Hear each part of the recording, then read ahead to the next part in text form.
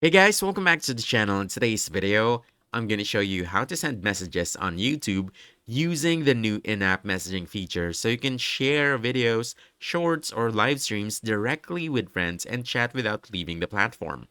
But before anything else, please keep in mind that it's still rolling out in select regions, so not everyone will see it yet. And here's the full list to see if it's available in yours. Now to begin, first open the YouTube app and make sure you're signed in.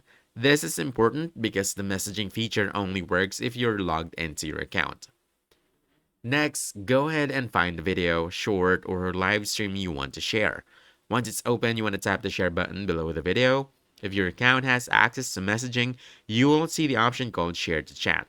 This lets you send the video directly to someone inside YouTube instead of copying a link and sending it somewhere else. Now it's time to choose who to send it to. You can pick a friend from your chat list, but if the person isn't available or it's not on your list yet, don't worry, just tap invite. YouTube will send them a link to accept, and once they do, the conversation opens and you can start messaging them directly.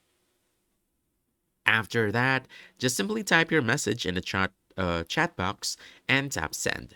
You can even keep sharing more videos, shorts, or live streams right from the chat without leaving the messaging view.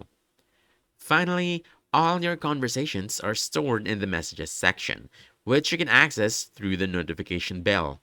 From here, you can reopen chats, continue messaging, or share more content as needed. It's a simple way to keep all your YouTube chats organized in one place. And that's basically it. With this new messaging feature, YouTube makes it easy to share videos and stay in touch with friends directly inside the app.